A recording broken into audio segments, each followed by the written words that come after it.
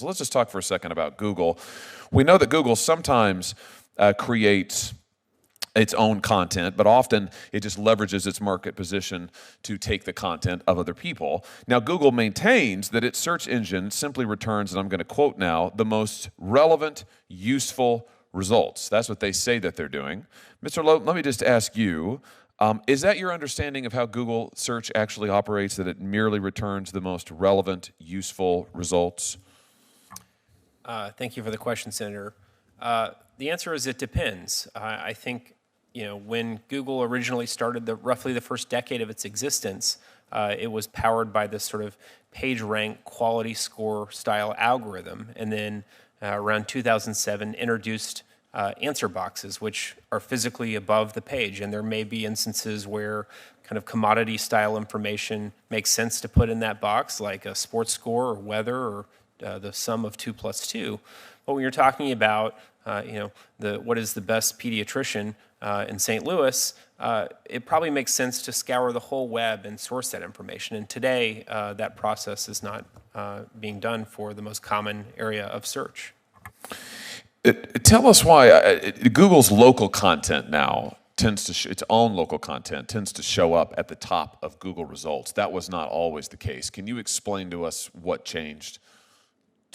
To your understanding, to your knowledge? Sure. I mean,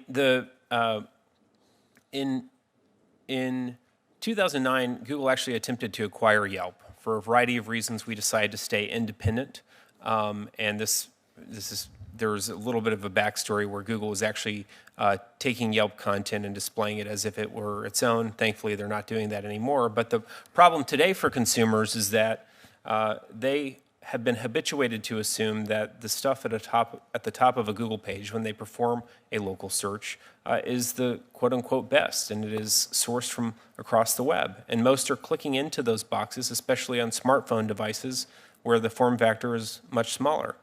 So, this is problematic because they're seeing an objectively lower quality set of information.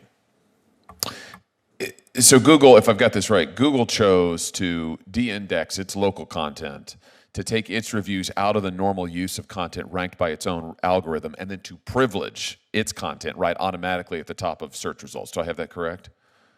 That's correct, Senator. It's a bit technical, but basically every website on the internet, if it wants to be discovered and crawled by search engines like Google and even Bing and DuckDuckGo, creates a set of instructions on robots.txt. Google has actually gone through its own robots.txt and instructed the Google organic search engine, or the organic algorithm, to not look at its own content. So it actually completely sidesteps this merit-based process that every other website on the web has to go through. Which is funny because we're always told that the very value of Google is its algorithmic relevance determinations. And as it turns out, it's manipulating those to privilege its own content. Now, when the FTC was looking into Google in 2012, this is interesting, it drafted a report, some of which later leaked. And that report stated that Google created an if-then coding statement.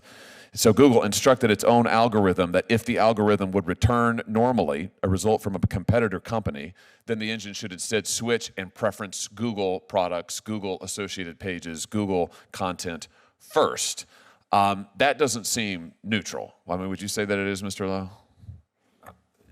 That's correct, Senator. That is exclusionary, and it harms competition, but worse, it gives consumers lower quality results when they've come to expect high quality results. It gives consumers lower quality results. It actively misleads consumers who are told by Google itself that it returns always the most relevant results, whereas we know, again from the same FTC report, Google's internal document said that Google's purpose was, quote, to bias ourselves, which is in fact what they've done. Now, this seems to me to be an example of self-bias, self-preference that is hugely problematic, not least because it is deliberately misleading to consumers and seems to lower consumer welfare. I mean, it does not seem to actually give consumers the most relevant results. So the devil is in the details, I think. This is my point. When it comes to self-preferencing, it's hard to evaluate this at a generic level. You've got to look case by case. But I think the idea that you either have to give up, you either can have integrated products or You can have rampant self-bias and self-preferencing, but you can't stop one without the other. It just seems to me to be a false choice. The real question is, are we going to allow mature platforms and product lines to exploit and engage in exploitative practices of competitors in a way that harms consumers? Thank you, Mr. Chairman.